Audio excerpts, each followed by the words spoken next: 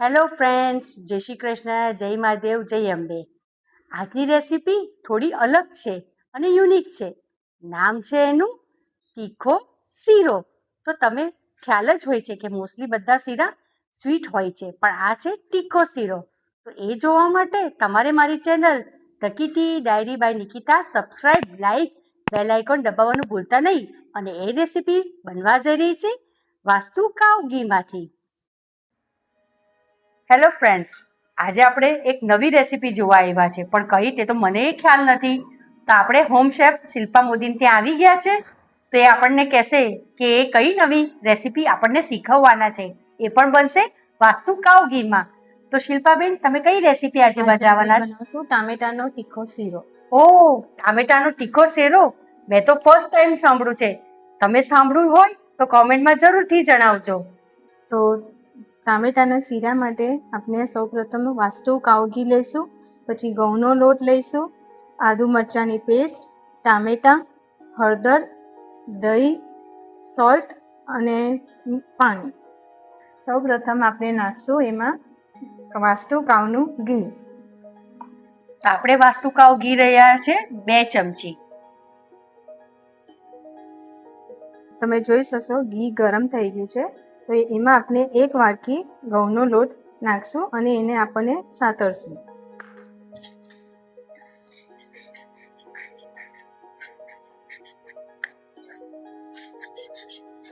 જ્યારે લોટ શેકાય છે ત્યારે વાસ્તુ કાવ ઘીની ખૂબ જ સરસ સુગંધ આવી રહી છે. શું કેવું શિલ્પાબેન તમને? હા, બહુ ફાઇન સ્મેલ આવે છે વાસ્તુ ઘીની. તમને લાગે છે કે આમાં ઘી થોડુંક ઓછું છે, તો આપણે આમાં 2 ચમચી ઘી ઉમેરશું. વાસ્તુ કાવ ઘી 2 ચમચી ઉમેરશું આપણે. આપણે જેમ શીરો શેકીએ છીએ એ રીતે જ આપણે આને શેકવાનો છે.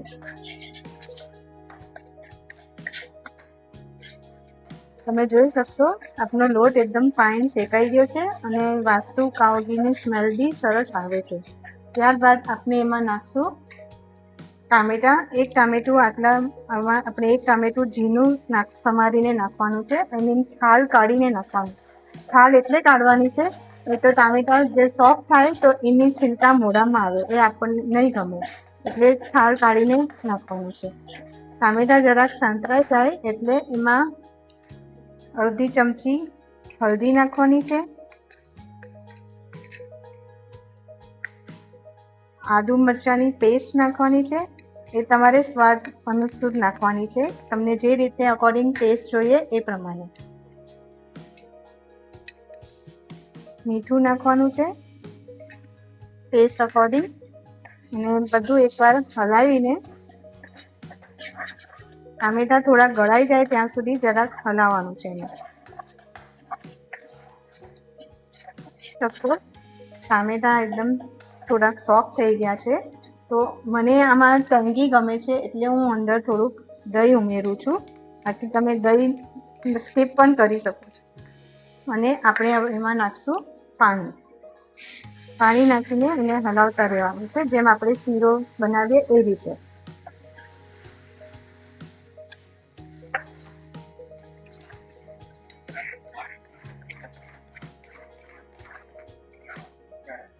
તમે જોઈ શકશો આપણો તીખો શીરો ખૂબ જ સરસ બન્યો છે, અને એ બી વાસ્તુ કાવ ઘીથી.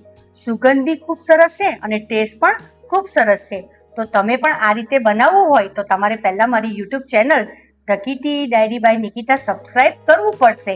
અને આવી જ અવિનવી રેસીપી તમારે જોવી હોય તો જરૂરથી મારી ચેનલને સબસ્ક્રાઈબ કરો.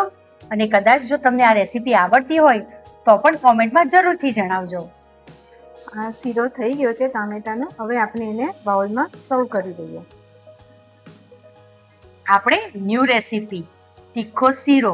તો બધાના મગજમાં થાય તીખો શીરો એટલે શું? તો તીખો શીરો શું તે જોવા માટે તો તમારે મારી YouTube channel the kitty diary by Nikita subscribe કરવું પડશે. તો તમને ખ્યાલ આવશે કે તીખો શીરો શું છે. તો તીખો શીરો શિલ્પા મોદીએ બનાવ્યો છે. તો તીખો શીરો શું છે અને કેવો લાગશે એ જરા વ્યુઅર્સને કહેશો તમે? મારી રેસીપી છે એટલે મારે તો સરસ જ લાગે. એ તમારે ટેસ્ટ કરીને ડિસાઈડ કરવાનું છે કે કેવી લાગે છે. અને આ વિડીયો જોવા માટે તમારે અમારી ચેનલ જરૂરથી સબસ્ક્રાઇબ કરવાની છે. અને અહીં સુધી આ રેસીપી બતાવવા બદલ અમારી આખી ટીમ તરફથી શિલ્પાબેનનો ખૂબ ખૂબ આભાર વ્યક્ત કરીએ છીએ. તો ફરીથી એક નવા વિડીયો સાથે મળીએ. જો તીખો શીરો તો બની ગયો છે, પણ આપણે હવે એને ટેસ્ટ કરી લઈએ.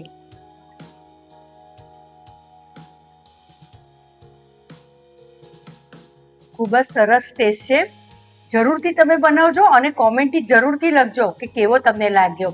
અને આ ગરમ ગરમ ખાશો તો વધારે સારો લાગશે. ઠંડો ખાશો તો પછી અમને ન કહેતા. તો જરૂરથી એક વિડીયોમાં ફરીથી મળીએ.